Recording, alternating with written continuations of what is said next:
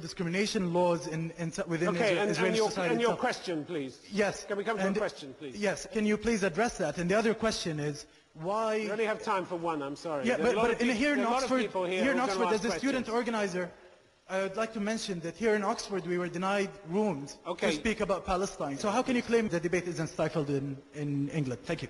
In the United States, it's true that Fox News is hardly fair and balanced in its approach to any subject. I think CNN does a much better job. But on the question of the Palestinians getting their story out, I just think that that's another myth. I think the Palestinians' story is out there day in and day out, and it's reported from all sides, and it's reported in all of the major newspapers as well as the mainstream television networks. And you know, the same argument is made about the BBC, that the BBC is somehow pro-Arab and anti-Israel. And I think that this is simply a manifestation of people not liking what they see because they happen to have a different point of view. But the notion that the Palestinian cause is not getting covered in the United States is simply flat out wrong. It gets huge coverage. I don't know the specific circumstances under which you couldn't get a room for a Palestine meeting here, but there are hundreds all over the country of Palestinian meetings happily being held all over the place.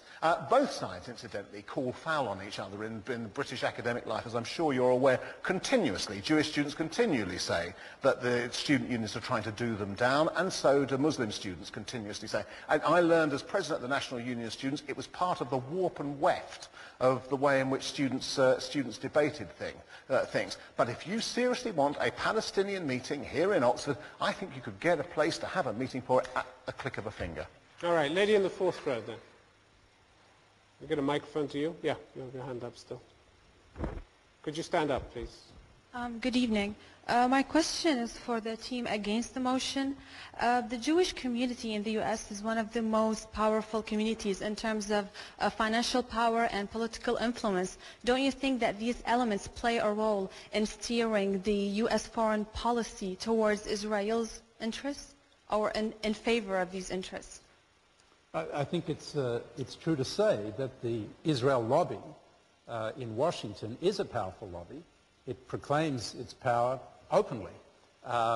And certainly the Jewish community has both financial resources and political weight, certainly in the Democratic Party, but in certain other places as well. But it's important to understand, and I don't think that it's fully appreciated by people who have not lived in the United States, that our political system is different to the political system, say, here in England. The political system in the United States depends on the lobbying process. There is a vast avenue called K Street in Washington, full of these 12-story high buildings that is densely populated with lobbyists. They don't all have $50 million at their disposal. And yes, so the Israel lobby is effective. But as David said, I'll just back it up because I think he's exactly right. For the last 30 years, 60% or more of the American people have a favorable impression of Israel. And the most the Palestinians have ever scored on that scale has been, I think, 20%. Yes.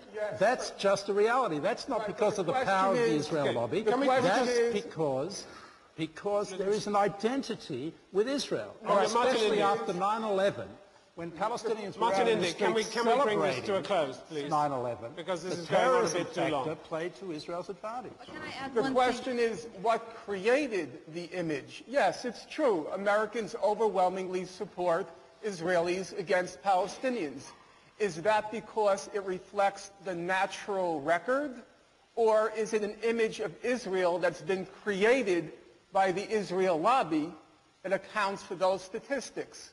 Let's take a simple example. Can we just go back to, before you do, I want to go back to the question. She has more to say on this. The reason that I'm really interested in this question is because the U.S. claims to be the #1 power in the world, and all of this decision affects other places in the world like Afghanistan, Iraq, the Middle East, so on and so forth.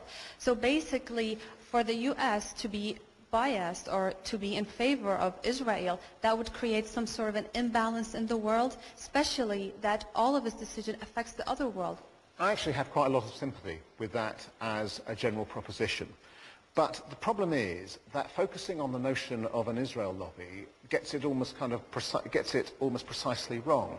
I mean, Norman Finkelstein says that the reason is that people have a favourable impression of Israel in the United States is because, primarily because, mostly because, solely because of the work of an Israel lobby he actually said in whipping up controversy in order to sow confusion, which is an extraordinary kind of act of agency on behalf of anybody. It's unbelievable, actually. But the reality is it wasn't the Israel lobby that made Egypt, Jordan, Syria dictatorships. I mean, and the Americans believe in democracy. They do. They might believe in it rather simple-mindedly. They might believe in the export of it in a kind of simple-minded way. They may even close their minds to where it hasn't been exported and so on. But by and large, given the choice between democracy here and autocracy here, they're going to go for the democracy. And that's the fact. Now, you can say that Israel's a flawed democracy. They're not going to take it from Hamas, are they? No, they're probably not going to take it from Hamas because, unfortunately, it's quite difficult to take it from somebody who votes with the one hand and sends a suicide bomber to some place with another hand. And it is a problem. And it's a problem as much for the European countries as it is for the United States. Okay, so we're going to take a question from the gentleman at the back in the white shirt. My question is for the opposition. With Howard Dean unable to say in the first round of the democratic elections in 2004 that he favoured an even-handed approach towards the Israeli-Palestinian issue, without being accused of hostility to Israel, and Barack Obama being forced to apologise for stating the very real truth that nobody is suffering more than the Palestinians, how can anyone claim that the debate is not being stifled, at least in the US? David Aronovich. Look, all electorates have their pieties, and all politicians are forced to play along with aspects of those pieties in this country as much as in other countries.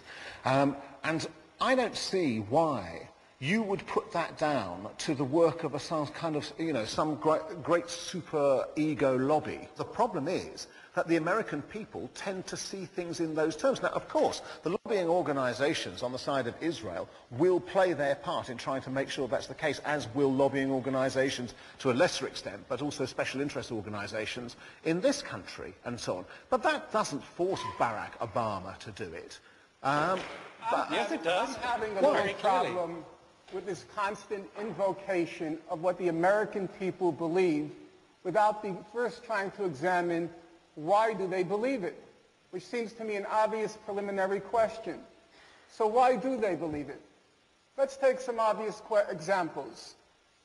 We're told in the American media that all these questions in the Israel-Palestine conflict, the question of borders, the question of settlements, the question of Jerusalem, we're told they're very complicated.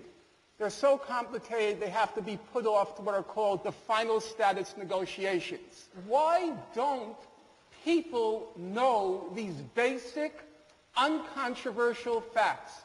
How do you account for that? And the only rational explanation is there is a lobby out there which is desperately trying to confuse people about the elementary, uncontroversial record on the subject.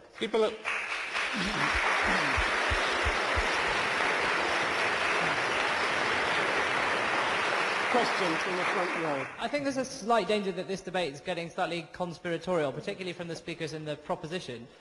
You're talking about these big ideas and these sort of people lurking in the background. People have mentioned Barack Obama, who's of course running for president, and I wish him well, but he was asked in a question last week who he thought the United States' top ally was, and on that list he did not include Israel, and he mentioned the EU as the most important partner for the United States in the future. Now, do you not think that setting the tone of the Democratic primary race in the United States of America without Israel, without this huge lobby that you say is charging up the debate and trying to whip everybody up into thinking that that's the only real live issue, is evidence of the fact that people have actually moved on, that what you might have been saying would have been true 20 or 30 years ago, but certainly isn't today?